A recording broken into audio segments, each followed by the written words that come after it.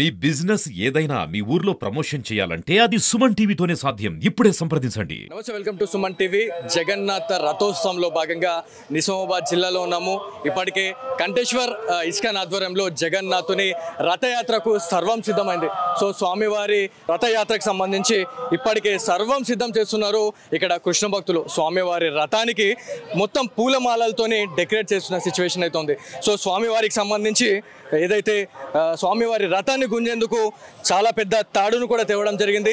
So ఇప్పటికే చాలామంది కృష్ణ భక్తులు వివిధ జిల్లాల నుంచి వివిధ రాష్ట్రాల నుంచి కూడా ఇక్కడికి తరలి వస్తున్నారు అనేది మనకి వస్తున్న ప్రాథమిక సమాచారం. స్వామివారి రథోత్సవంలో భాగంగా చాలామంది ఇక్కడ స్వామివారి రథయాత్రలో పాల్గొనడానికి ఉత్సాహంగా పాల్గొంటున్నారు అని చెప్పి తెలుస్తూ ఉంది.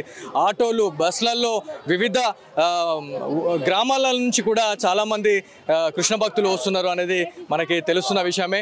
సో స్వామివారి కృపకు పాత్రులు అవుతానే ఉన్నారు. ఏదైతే జగన్నాథ్లో స్వామివారిని దర్శించుకునేందుకు చాలామంది ఉత్సాహపడతా ఉంటారు. కాకపోతే స్వామివారికి సంబంధించి అక్కడికి వెళ్ళడానికి చాలామంది ఇబ్బంది పడుతూ ఉంటారు. సో స్వామివారి నిజ దర్శనాన్ని నిజామాబాద్ ప్రజలకు అందించేందుకు ఇస్కాన్ ఆధ్వర్యంలో స్వామివారి ప్రతిమలను తెచ్చి స్వామివారిని ఊరేగించిన సిచ్యువేషన్ అయితే ఉంది. సో మరికొద్ది సేపట్లో స్వామివారి ఊరేగింపు కూడా స్టార్ట్ అవుతుందనేది మనకు తెలుస్తూ ఉంది. సో కంటేశ్వర్ దేవాలయానికి సంబంధించి మాట్లాడుకుంటే చాలా ప్రాచీనమైనటువంటి ఆలయంగా మనం చెప్పుకుంటాము. స్వామివారికి సంబంధించి ప్రతి ఏడాది ఇక్కడే స్వామివారికి సంబంధించిన జగన్నాథ రథోత్సవానికి సంబంధించి ఇక్కడ నుంచే స్టార్ట్ చేయడం ఇస్కాన్ కంటేశ్వర్ ఆధ్వర్యంలో వాళ్ళ తరతరాలుగా వస్తున్న ఆచారం.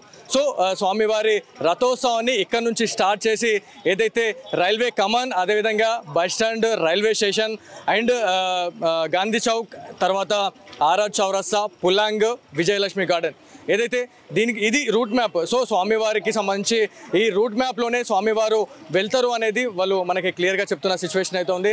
స్వామివారికి సంబంధించిన రథం చూడొచ్చు, ఎంత అంగరంగ వైభవంగా స్వామివారికి సంబంధించి అలంకరణ చేస్తూ ఉన్నారు. మరికొద్దిసేపట్లో స్వామివారికి సంబంధించిన విగ్రహ ప్రతిమలు కూడా వస్తున్నాయనేది తెలుస్తూ ఉంది. సో ఇప్పటికే ఇక్కడ కంటేశ్వర్ దేవాలయంలో ఒక కోలాహలం అనేది ఏర్పడింది. స్వామివారికి సంబంధించిన వెహికల్స్ వస్తూ ఉన్నాయి, కార్లు వస్తూ ఉన్నాయి, ఆటోలు వస్తూ ఉన్నాయి, బస్సులలో ఎక్కడెక్కడి నుంచో ఈ రథోత్సవంలో పాల్గొనడానికైతే వస్తున్నారు అనేది క్లియర్గా కనిపిస్తూ ఉంది.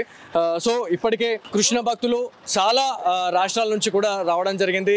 కలకత్తా, ముంబై, బెంగళూరు నుంచి కూడా స్వామివారికి సంబంధించిన ఏదైతే ప్రభుజీలు కూడా రావడం జరుగుతూ ఉందనేది మనకు క్లియర్గా తెలుస్తూ ఉంది. మరికొద్ది క్షణాల్లో స్వామివారి ఊరేగింపు అనేది కంటేశ్వర్ నుంచి బయలుదేరుతుంది అని చెప్పేసి మనకు వస్తున్న ప్రాథమిక సమాచారం.